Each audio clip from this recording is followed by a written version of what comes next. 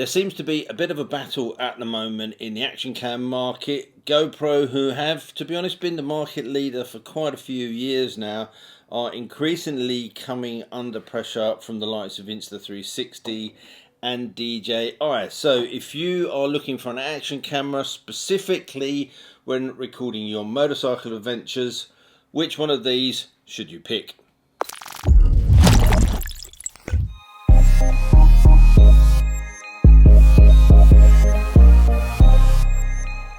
If you follow the channel, you will know that I recently reviewed the Insta360 Ace Pro, and if you haven't seen that, I can put a link up in the top corner for you. And I compared it against the Osmo Action 3 from DJI and the GoPro Hero 10.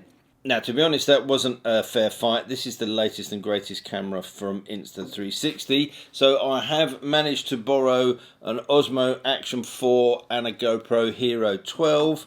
So I can make that comparison again. But this time I am using the latest model from each of the three main competitors in the marketplace.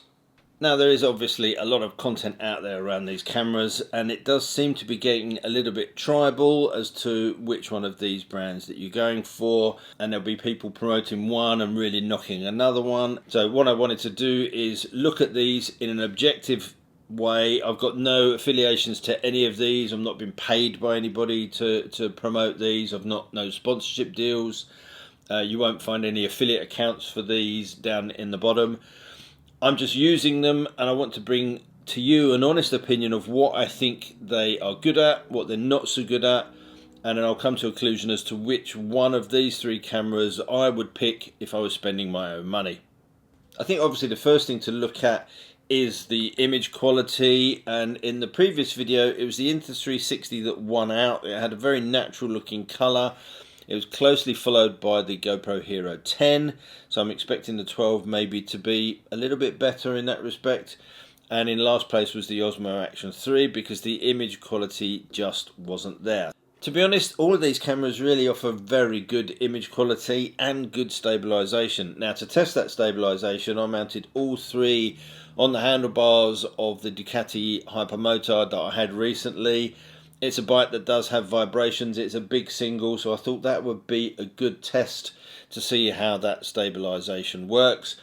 And as a note, all of the cameras are at their base settings, so I've not tweaked anything. I've switched them on, left them in the standard settings, and all we're going to do is change the angle of view and the frame rate on each of these videos.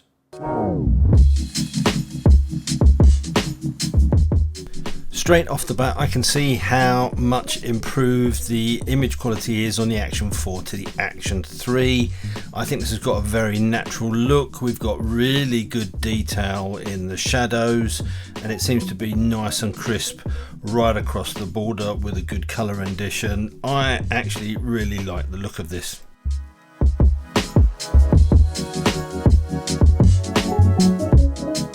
When looking at the GoPro Hero 12, it seems to be a little bit overexposed as standard. It's just a little bit flat looking. As I say, this is on its basic setting, so this can be tweaked, but it does look a little bit lifeless. And I also think it's not particularly sharp, and I checked this, it is on its standard sharpening settings.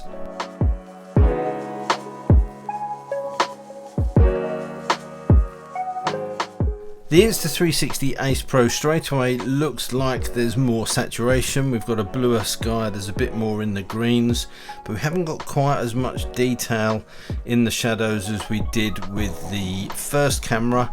Overall, it's a good image quality. This is why I like that the first time round. I'm going to put this in second position.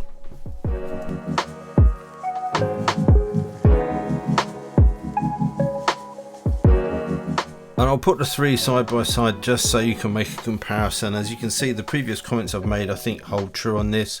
Lots of saturation on the far right hand side, good detail on the left hand side, and a bit washed out and not particularly sharp in the middle. So DJI wins it for me.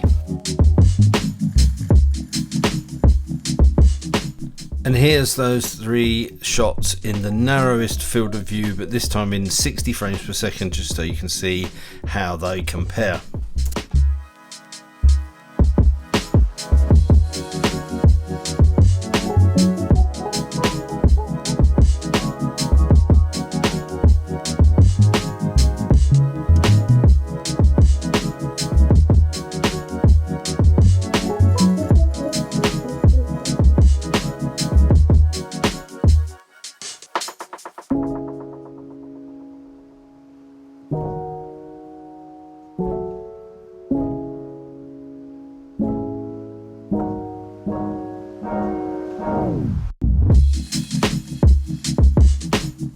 Still at 60 frames per second here, but we're now at the widest field of view available on each of the 3 cameras.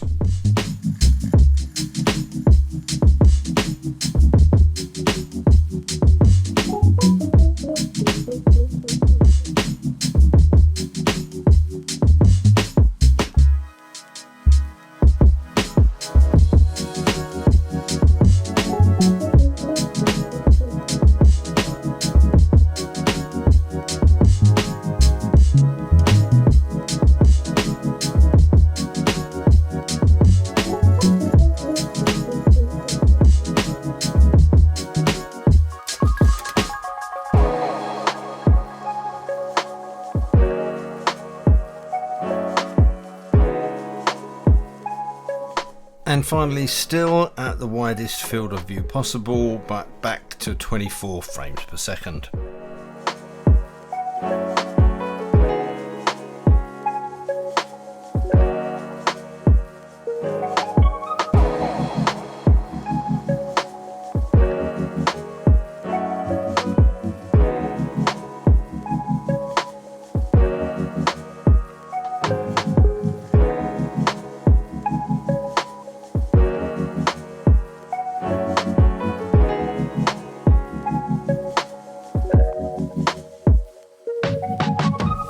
When it comes to ease of use, it's obviously a personal preference on what operating system you prefer.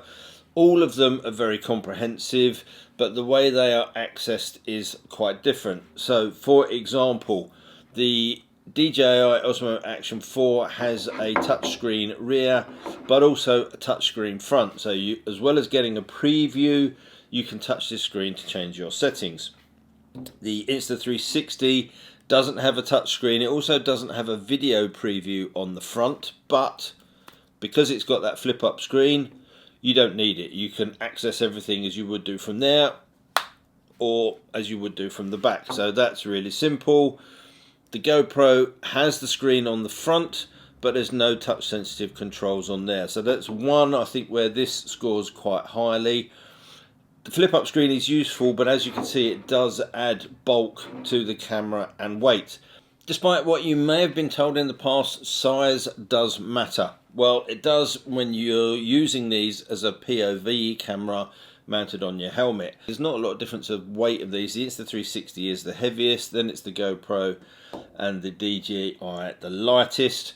But believe me, when you've got that sat on a mount on the front of your helmet, every gram and every square millimeter of size makes a difference. So that is something to consider. In terms of size and weight, for me, it's the Osmo Action that wins that round. But it's not just the accessibility, it's how easy it is to use the menu system. Now, personally, for me, it's the Insta360 and the DJI that have got the most intuitive. The GoPro has changed that it is better, but there's still several more clicks that you need to make in that menu to access features that are much easier to access on these. It's actually a tough call between the Insta360 and the DJI around functionality. I think, again, the DJI probably pips it for me. The layout of the menu is very similar, and the way that you access things is very similar. I think just having been able to do that from the front as opposed to having to flip up that screen gives this the edge. May be completely different for you. It is a personal preference, and it's a minor thing to look at when you're looking at the 3Ds, because you're not actually going in and changing those settings that often, and that's why the GoPro isn't a hindrance in that sense.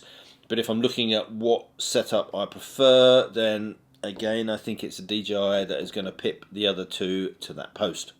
If you put them in a cage, then things start to even up a little bit. Now, the only reason you'd probably want to put the Action 4 in a cage is if you want to film in portrait mode. You've got the quick release mount on the bottom, but not on the side. You only get that when you use it in conjunction with the case that it ships with.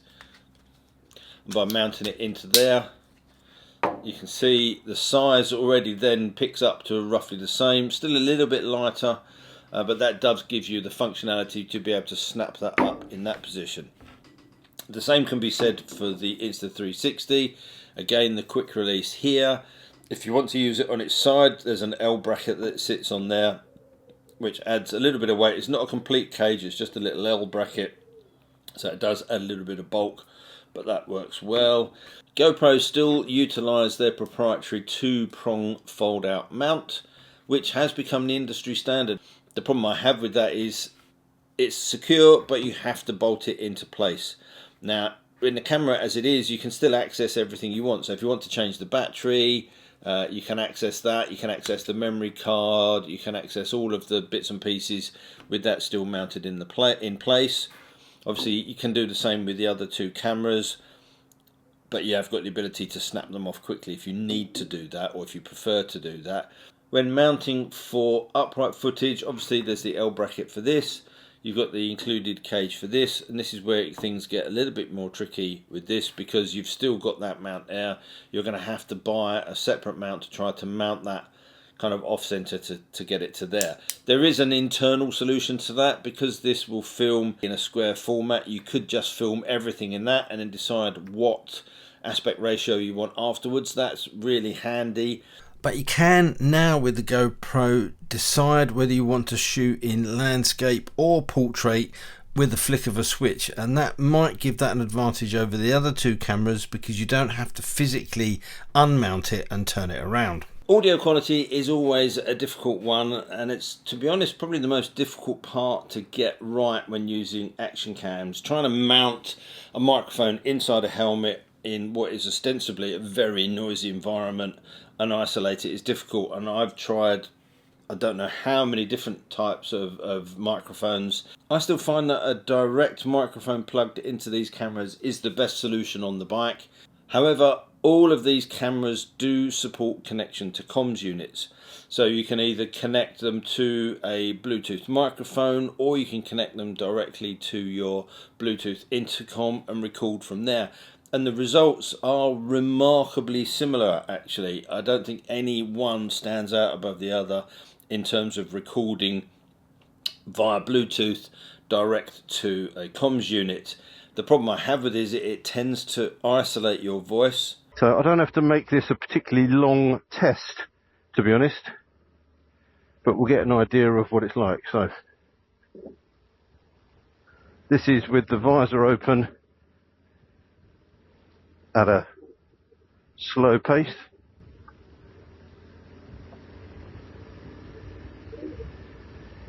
Evening. You get very clear voice, but you don't get the ambient sound, so you do need a second recording source to give the video a little bit of life. Nice to be out on the Africa Twin as well, actually. I've had a host of press bikes at the moment, and this hasn't been out of the garage for a while. If you can have a very clear voice, as I've had with all of these, but if you can't hear what else is going around, you can't hear the bike and such, it makes the video a little bit flat, so you do have to consider using a second source to do that. When it comes to wide recording, well, if we look at the Action 4, they do make an adapter for it, just a small one here that clips in the side. You've got a USB-C connector and a 3.5mm jack, and all that's on the side. Initially I was using a Rode microphone which had a straight connector, so I have a big piece that sticks out of the side. It's a bit ungainly. I've recently switched to the Dji mic, which has a 90-degree mount on that, and that works really nicely. When you do have a microphone plugged into here, you have got gain control, so you can increase or decrease the amount of gain on the microphone, which gives you really good control for this. In terms of the Insta360, you've got to go with a USB-C connector microphone or use an adapter. The amount of USB-C microphones that are on the market is much lower than that of a 3.5mm jacks. When it comes to the GoPro Hero 12, then you have to use the media mod if you want to plug a microphone into it. And that's where things get a little bit more bulky and where the problems start to arise with this mounting setup. So the media mod has connectors on the back. There's a 3.5mm jack, USB-C, and a little micro USB. And essentially what you will need to do is open this up, take the side door off of the camera, slot that in, and there you go. So again, already you see this now becomes quite bulky. You do have a nice microphone muff on here, which can be removed if you don't need that. All you then need to do is plug your 3.5mm jack microphone, for example, which is what I use, into the back of this, and you can record directly to the camera. Now, I think the audio from this works really well. You don't have the gain control on it. It is what it is. But I tend to find that it works relatively well. I do a little bit of tweaking in post, but I do the same with the other cameras just to make sure it is nice and clear. The problem for me with this case comes when you want to change batteries, because if you have this mounted on your helmet with those, to get access to the batteries you've got to unbolt this, unclip it, take it off, open the case, take it out, get to the battery, put it back in, remount it back on your helmet. Now that is problematic, particularly where I've had problems with the batteries. I've switched to the new endurance batteries more recently with this, well, with the GoPros, not necessarily this one, but the Hero 10, and they were better. But I had an incident in Germany where on a trip the camera just kept freezing. It was cold and damp, the batteries weren't liking it, but to constantly have to stop. When they work, they're great. Unscrew this from your helmet, take the battery out and push it back in again to reset the camera, because that was the only way you could do it. None of the function buttons were working. And once you've done that 3 or 4 times in the space of an hour, it gets really tiresome, and my Hero 10 almost ended up in the Rhine. I got so frustrated with it, I almost threw it off the bridge that I was parked on. Now when it comes to these two cameras, there's a big difference. Because they both have that quick release mount, you can, if you want, just pop them off quickly. But you don't need to, because the microphone and USB port is on this side, the battery access port is on the other side, so I can change batteries without having to take it off. I can leave it mounted, and it's exactly the same for this camera. In terms of the 3.5mm jack wired microphone connection, then the fact that this medium mod case creates problems. Now it's useful in itself because you've got 2 cold shoe mounts here, and you can use this as a vlogging camera, and this does a very good job at stopping wind noise. If you want to change the batteries, if you've got any issues with that, and these do seem to be prone to it, then that just is too much of a pain in the arse to have to deal with.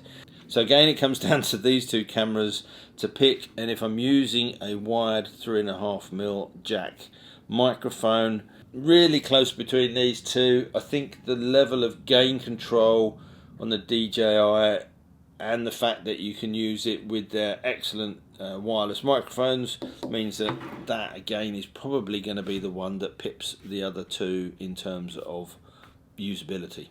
There's a couple of interesting accessories in terms of remote controls. For the Insta360, there is this rather fantastic device here. Now, this is in a handlebar mount. It comes with a watch mount as well if you want to put it on your wrist. But if we pop it out, that is the device itself. It comes with a little charging plate in the box. This has a mirroring screen, so whatever you see on the back of this, you can see on this. So that means if you've got this mounted kind of away from you, looking at you, you don't have to stop and get off the bike to make any changes. With this, you can do it either on your wrist or to the handlebars. That's a really good solution, but it's not a cheap one, and I'll put the price for that up on the screen. The alternative for the DJI is another small remote. This doesn't have a preview screen on it, but it doesn't need it because we've got a preview screen on the front of the camera. And again, you've got your record button and the button here to change all the functionalities. And again, that comes with a number of different straps. Apologies are in order to GoPro, because it wasn't until I started editing this video that I remembered that they also have a remote control. It's very similar to the DJI version. It's priced very similar as well. The only difference with this one being is that it doesn't have a GPS recording function. Obviously, another thing to consider with these is the corresponding apps, particularly if you want to get your footage from these cameras straight out onto social media. Then the use of the apps is really the only way, or the best way to do that, certainly. DJI has the Mimo app, Insta360 has its own app which works with this and the 360 cameras, and GoPro have their Quick app. All of them work well. I think overall the Insta360 app has more functionality in terms of getting stuff out, but there's a lot of AI. We talked about in the previous video lots of AI functionality in this, and you've got the same in the app. If you want to use that kind of stuff, then this is definitely the one to go for. But this is very intuitive. It connects very quickly to the app, and actually all of these connect pretty quickly.